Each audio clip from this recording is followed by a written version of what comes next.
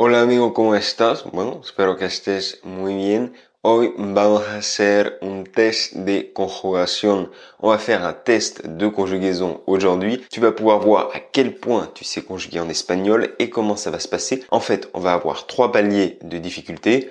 Débutant, intermédiaire, avancé. À chaque fois, je vais te donner une phrase par temps et tu vas tout simplement devoir conjuguer le verbe à l'intérieur de cette phrase. À l'issue de ça, tu vas donc pouvoir voir jusqu'où tu es capable d'aller, jusqu'à quel temps difficile tu es capable de conjuguer. D'ailleurs, au cas où tu l'as oublié, cette vidéo, elle fait partie du défi quiz 4 jours, 4 vidéos pour que tu puisses tester, évaluer ton niveau en espagnol. On a commencé avec la vidéo 1 par un test de vocabulaire que tu pourras aller faire, le lien est dans la description si tu l'as pas encore fait. On a enchaîné ensuite par un test de prononciation pour voir si tu arrives à bien prononcer, notamment des phrases complètes parce qu'il y a une petite difficulté pour arriver à bien enchaîner les mots. On est aujourd'hui à la vidéo 3, un test pour savoir à quel point tu sais conjuguer et on terminera en vidéo 4 par un test général qui va notamment être centré sur l'expression orale et la compréhension orale. No te puedes perder ningún test, amigo. Tienes que hacerlos todos. Tu ne peux pas manquer un test. Tu dois tous les faire. C'est mon conseil.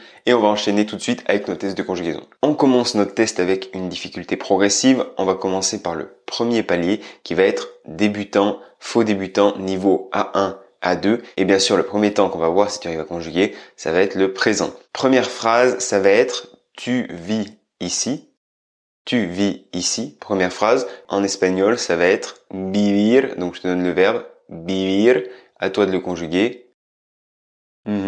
Aquí. Avec le verbe vivir. Je te laisse essayer de me conjuguer ça.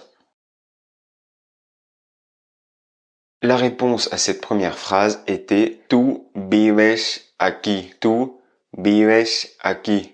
Tu vis ici. Tu vives aquí. Tu vives aquí. On peut continuer avec cette fois-ci le deuxième verbe. On va rester au présent. Par contre, là, on va être sur un petit irrégulier du présent. Donc, on peut voir déjà qu'on monte un petit peu d'un cran. Voici la phrase. Je connais la chanson. Je connais la chanson. Ça va être yo avec le verbe conocer. Conocer. Yo la canción. Yo la canción. Avec le verbe conocer. Attention, un petit peu plus difficile parce qu'il y a un verbe irrégulier. La réponse à cette deuxième conjugaison, ça va être yo conozco la canción. Yo conozco la canción. Yo conozco, si on pratique le CCO. Conozco, C-O-N-O-Z-C-O. Donc voilà, attention, verbe irrégulier. Ce que j'appelle les verbes cusco pour ma part, dans les programmes Hola Amigo. Bon, todo bien hasta aquí, ça va jusqu'ici. On va continuer avec un autre temps, cette fois-ci le futur. Un temps un peu plus difficile, mais on reste quand même dans débutant, faux débutant. Ça reste un temps assez abordable en termes de conjugaison. La phrase est la suivante au futur que tu vas avoir à conjuguer. J'irai en Espagne. J'irai en Espagne. Et ça va donner en espagnol. Yo, le verbe ir, aller, a España. Yo, à Espagne. Donc, je te laisse me conjuguer ça. Ce verbe au futur, on va le conjuguer de cette façon. Yo iré a Espagne. Iré a Espagne. Donc, I-R-E avec un accent sur le E. Iré. On va terminer notre niveau débutant, faux débutant par un dernier temps qui est un petit peu particulier parce que c'est pas vraiment un temps qui existe en français. C'est être en train de.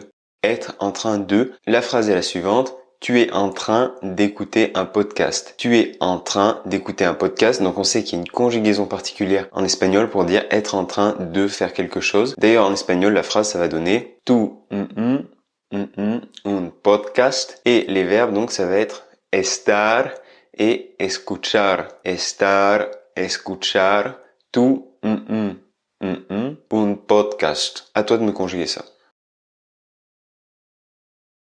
Et cette phrase, tu es en train d'écouter un podcast, elle va se dire en espagnol, estás escuchando un podcast. Estás escuchando un podcast. Donc, estar plus yendo, c'est la forme qu'on utilise en espagnol pour dire être en train de. Ça pourrait être avec comer, comprar, estás comiendo, estás comprando. Tu connais la musique. On passe donc à notre deuxième palier, le palier intermédiaire qu'on pourra appeler B1, B2. Tu vas voir que ce palier, c'est vraiment le palier conjuguer des temps du passé. Pour arriver à avoir un niveau intermédiaire, il faut vraiment maîtriser les temps du passé. C'est la clé, ce qui est le plus important. La première phrase va être la suivante. Avec de l'imparfait, tu vas dire « Avant, vous mangiez une glace chaque dimanche ». Donc, avant, vous mangiez une glace chaque dimanche.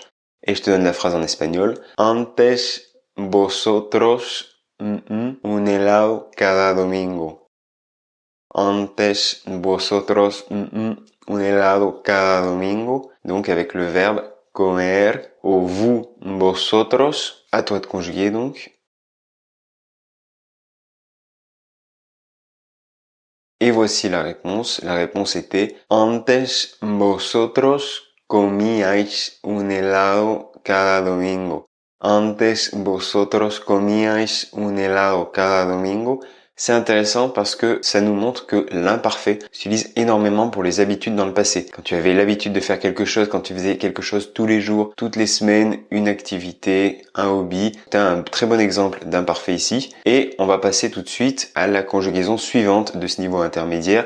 Ça va être cette fois-ci le passé composé. Voici la phrase avec le passé composé. Qu'est-ce que Sarah a acheté cette semaine? Qu'est-ce que Sarah a acheté cette semaine? On va dire donc en espagnol que Sara esta semana. Que Sara esta semana. Et donc le verbe, ça va être comprar. Comprar au passé composé. On est à la troisième personne là, au il, elle. Ella.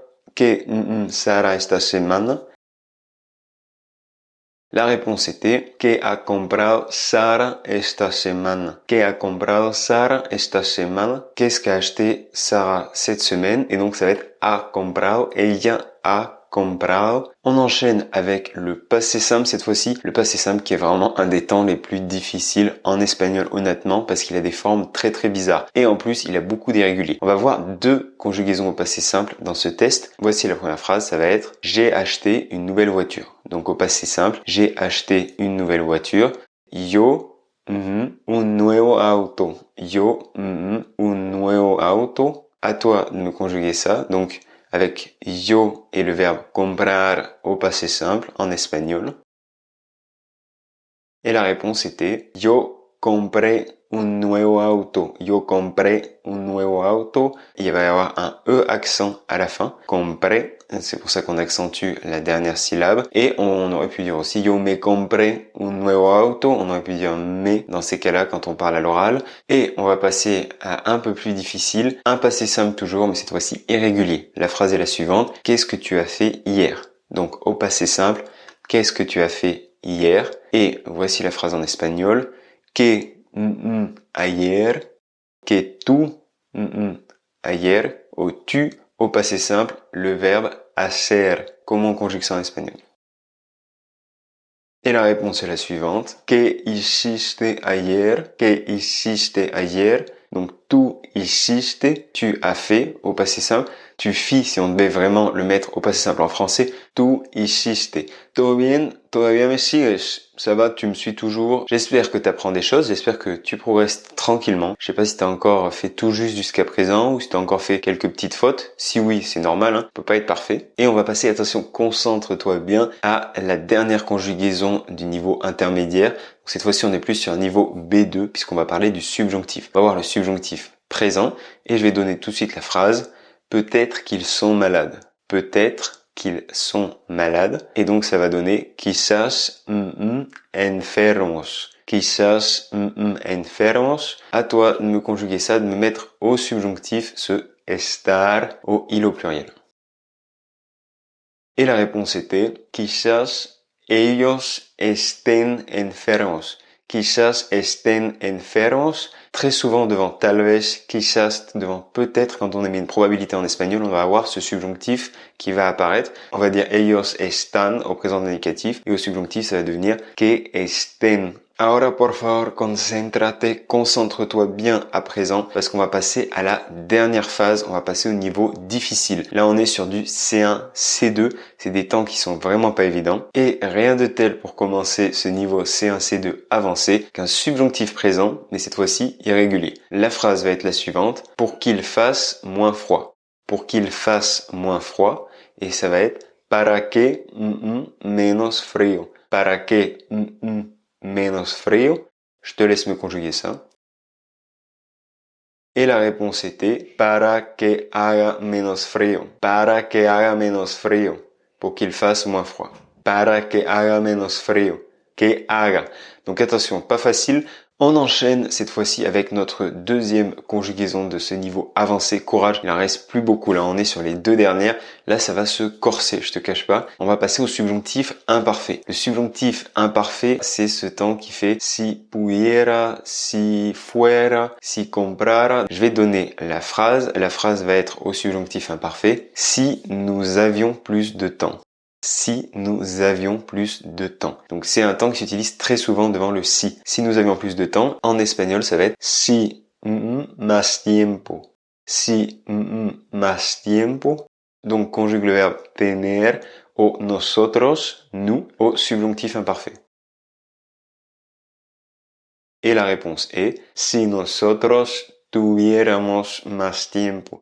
Si nosotros tuviéramos más tiempo. Ici, on a du subjonctif imparfait et en plus, on a un irrégulier. Là, j'ai vraiment pas été sympa, pas très cool. Subjonctif imparfait avec verbe irrégulier, donc on a tener. Donc ça va donner si tuviera, si yo tuviera más tiempo, si moi j'avais plus de temps. Et au nosotros, ça va être si tuviéramos más tiempo. Pas facile celui-là. Et on va terminer par un dernier verbe. Ça va être très compliqué cette fois-ci. Ce dernier temps, ça va être le plus que parfait du subjonctif. C'est un petit peu comme le plus que parfait. Le plus que parfait, c'est había comprado, j'avais acheté. Et cette fois-ci, en fait, on vient ajouter un subjonctif imparfait. Donc, haber se met au subjonctif imparfait. Et on a encore ce participe passé, comprado, comido, hablado. Je t'en dis pas beaucoup plus, parce que le but, c'est quand même que toi-même, tu conjugues. Je peux pas te donner trop d'indices. Écoute bien la phrase. J'aurais aimé le savoir. J'aurais aimé le savoir.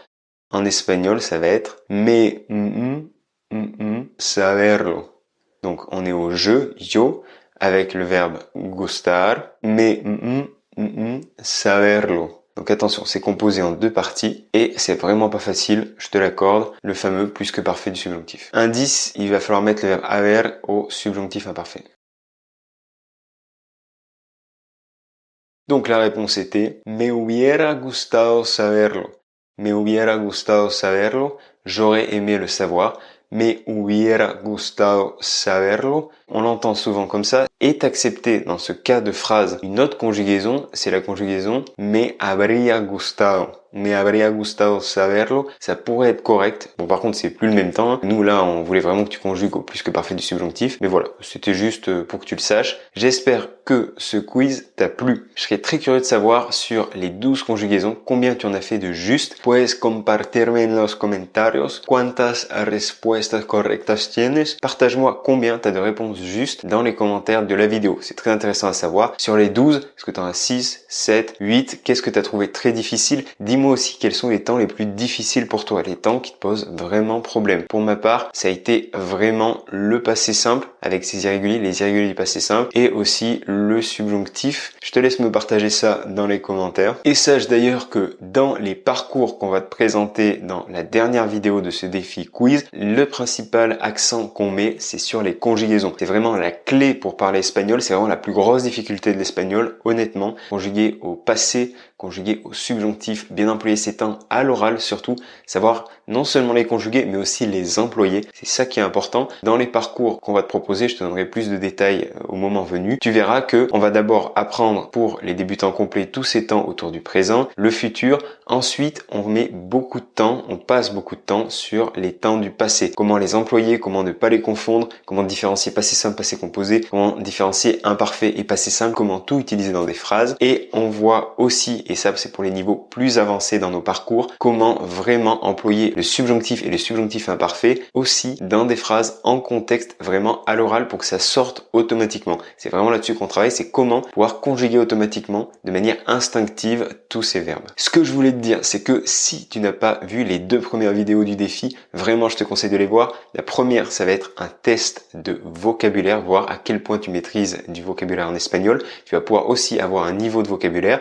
Dans la deuxième, c'est un test de prononciation où là vraiment tu vas pouvoir t'entraîner à prononcer et notamment pas des mots isolés mais des phrases. Travailler sur l'intonation, travailler sur l'accentuation, tu vas voir que c'est un très bon exercice. Je t'invite à aller voir ces 2 vidéos, bien sûr le lien est dans la description, tu as une playlist avec toutes les vidéos du défi. On se retrouve dans la vidéo suivante qui est la 4e vidéo et dans la vidéo suivante on va faire un test général, un test pour évaluer définitivement ton niveau avec une lettre, un chiffre, A1, B1, B2 et dans ce test tu vas voir qu'on va mettre l'accent notamment sur la compréhension orale et sur l'expression orale. Donc c'est vraiment pour moi le meilleur test, c'est vraiment le test qui va être le plus véridique, le plus vrai, qui va vraiment représenter ton vrai niveau. Et à partir de ce test qui va être très intéressant, c'est que tu vas pouvoir choisir un des parcours Olamigo. C'est une nouveauté qu'on lance, c'est les parcours Olamigo. En partant de zéro, en ayant un niveau débutant ou un niveau intermédiaire selon ton niveau, on va t'aider et t'accompagner pour atteindre la fluidité, parler avec aisance à l'oral sur l'année qui vient. Je t'en dis pas plus, je te laisse partager ton score, je te laisse mettre le temps que tu trouves le plus difficile en espagnol dans les commentaires.